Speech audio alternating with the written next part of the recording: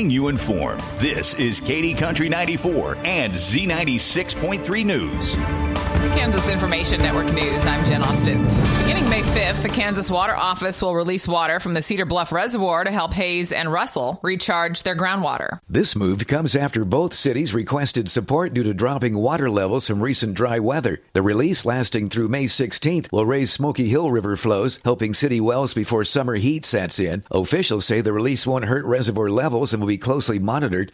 Locals near the river should be alert for high water. Updates are available from the Kansas Water Office. I'm J.P. Bazette for the Kansas Information Network. A Kansas woman is facing an indictment accusing her of taking gold and silver coins from a couple and selling the coins in Missouri. Amanda Rutherford lived on the property in Dickinson County and claimed to be the couple's caregiver. According to prosecutors, the Dickinson County Sheriff's Office began investigating last year, getting a tip that Rutherford allegedly sold gold coins to a jewelry store in Missouri and was paid $100,000, and the victims identified the stolen coins. This is Kansas Information Network News. The voice of agriculture, Kansas Farm Bureau.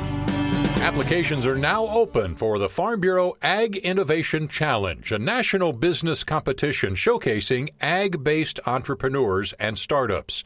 Chase Heineman, Director of Industry Relations for Farm Bureau, says they're looking for any business solving a problem in farm country. The Ag Innovation Challenge seeks to advance all types of innovation across all sectors of agriculture. Businesses see many rewards from participating, including significant funding for the top 4 teams. The winner will take home $100,000 in non-dilutive funding. That's straight to their pocket. The runner-up receives $25,000, and 2 other Final Four teams will both receive $10,000. So there's a lot of money at stake here. For details, go to fb.org/challenge and listen again here for more from the voice of agriculture, Kansas Farm Bureau.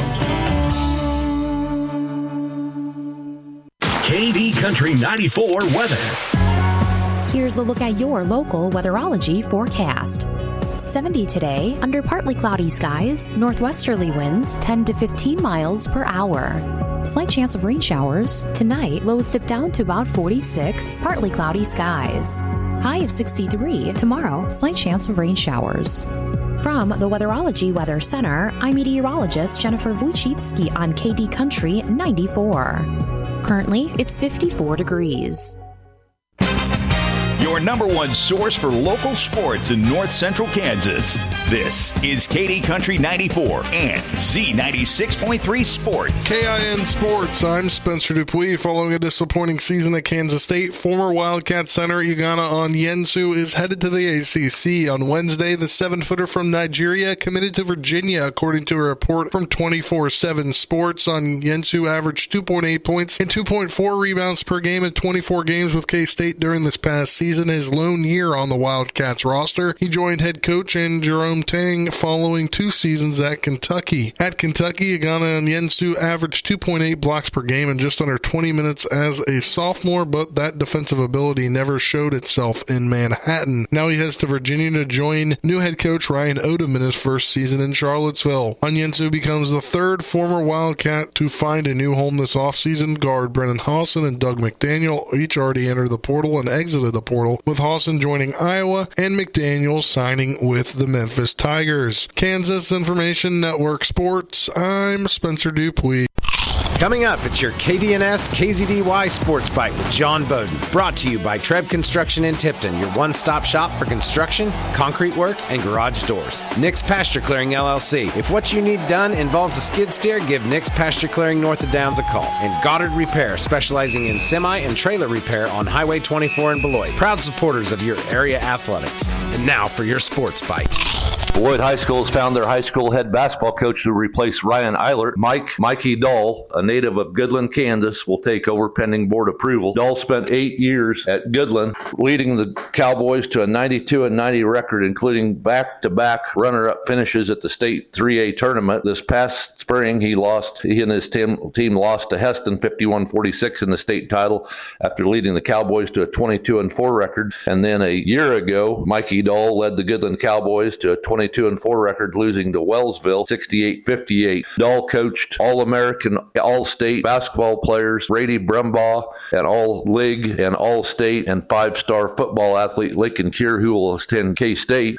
Dahl started out 8 years ago with a 1-20 record and now has led the Goodlands to back-to-back runner-ups. What type of coach is the Beloit Trojans getting?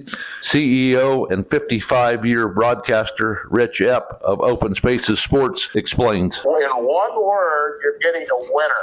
And he's proven that the last 3 or 4 years, having actually taken Goodland Cowboy basketball to the championship in 3A in back-to-back seasons. And I'll tell you how good he is. Goodland hadn't been to the state tournament in basketball until 2 years ago. It's about in the middle of 90 when Don Smith was the coach of the Cowboys at that time. Mikey Dahl had a really good high school athletic career at Goodland, came to Colby Community College. He was part of a Trojan basketball team that played in the Jayhawk Conference, and it's a tough conference, and he knew his role. He was very coachable, and then he finished his college career and started his high school coaching career in Rexford at Golden Plains High School, and then from there he went, I believe, Syracuse, and from Syracuse back home to Goodland. And then every step in that journey, he's made progress, and he's influenced kids in an extremely positive way. He's not just a great coach, he's a very good teacher, and he's an even better person. More on Dahl later. We'll have an exclusive interview with Mike Dahl's new head coach at Beloit High School. 85th Annual Beloit Relays tomorrow, Friday, May 2nd. Field events start at 10 a.m. Preliminaries and running events start at 11 a.m. 13 3A, 4A teams will compete. Beloit, Abilene, Chapman, Clay Center, Concordia, Ellsworth, Boisington, Marion, Minneapolis, Riley County, Russell, Southeast Saline, Hayes, TMP. 17 1A, 2A division teams, including Beloit, St. John's, Bennington, Clifton, Clyde, El Saline, Lakeside, Lincoln, Logan, Osborne, Pike Valley, Republic County, Rock Hill, Salina, Sacred Heart, Smith Center, Sylvan, Lucas, Tuscott, Tipton Catholic, and Washington. Beloit will honor its 11 seniors at around 3:30 p.m. on Friday afternoon, including Addison Budke, Tatum Seifert, Kat Gray, Demetrius Dunnigan, Jaden Mosier, Brody Boudreaux, Sophia Thompson, Brooks Jones, Ashton Loomis, Cassandra Thompson, and Eli Johnson. It's been John Bowden for Katy Country 94.1, D96.3, Beloit.